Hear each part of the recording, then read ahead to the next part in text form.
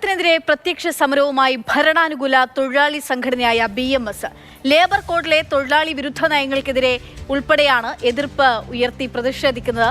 അരുൺ ശങ്കർ വിവരങ്ങളുമായി ചേരുന്നുണ്ട്. അരുൺ, നേരത്തെയും ഈ ലേബർ കോഡിനെതിരെ BMS അവരുടെ പ്രതിഷേധം എനിക്ക് തോന്നുന്നു രാജ്യത്തെ എല്ലാ തൊഴിലാളി സംഘടനകളും ഉയർത്തിയെന്നുള്ളതാണ് ഓർമ്മ. നിലവിലിപ്പോൾ എന്താണ് ഉന്നയിക്കപ്പെടുന്ന ആവശ്യം? ഒരു എങ്ങനെയുള്ള തിരുത്തൽ ഏതൊക്കെ നയങ്ങളിൽ വേണമെന്നുള്ളതാണ്? വിദ്യാർത്ഥികൾക്ക് പിന്നാലെ തൊഴിലാളികളും സർക്കാരിനെതിരെ പ്രത്യക്ഷ സമരത്തിലേക്ക് വരുന്നു. ആ തൊഴിലാളികൾ എന്ന് പറയുമ്പോൾ സർക്കാർ അനുകൂല തൊഴിലാളി സംഘടനയായ BMS ആണ് പ്രത്യക്ഷ സമരവുമായി രംഗത്ത് വരുന്നത്. നേരത്തെ തന്നെ ഈ ലേബർ കോഡിൽ BMS കൃത്യമായ എതിർപ്പുകൾ ഉന്നയിച്ചിരുന്നു. പക്ഷേ അതൊരു പ്രത്യക്ഷ സമരത്തിലേക്ക് വന്നിരുന്നില്ല.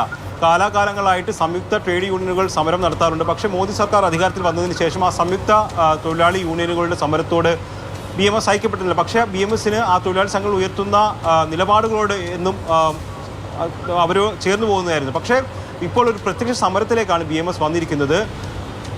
റാഞ്ചിയിൽ ചേർന്ന BMSയുടെ സെൻട്രൽ കമ്മിറ്റിയാണ് ഇത് സംബന്ധിച്ച് തീരുമാനമെടുത്തിരിക്കുന്നത്. ഈ മാസം 17-ാം തീയതി നിരവധി ആവശ്യങ്ങൾ ഉന്നയിച്ചത് ഈ ലേബർ കോഡ് മാത്രമല്ല, പഴയ പെൻഷൻ സ്കീം തിരികെ കൊണ്ടുവരിക, മിനിമം പെൻഷൻ 1000 നിന്ന് 7500 രൂപയാക്കുക, അങ്ങനെ തുടങ്ങി നിരവധി ആവശ്യങ്ങൾ ഉന്നയിച്ചുകൊണ്ടാണ് ഒരു ഡിമാൻഡ് ഡേ എന്ന രീതിയിൽ ഓഗസ്റ്റ് 17-ാം തീയതി ധർണയും പ്രതിഷേധവും സംഘടിപ്പിക്കാൻ ആഹ്വാനം നൽകിയിട്ടുള്ളത്. അത് മാത്രമല്ല, ജില്ലാ കേന്ദ്രങ്ങൾ കേന്ദ്രീകരിച്ചുകൊണ്ട് പ്രധാനമന്ത്രിക്കും തൊഴിൽ മന്ത്രിക്കും നിവേദനങ്ങൾ അയക്കാനും സംഘടന ആഹ്വാനം നൽകുന്നുണ്ട്.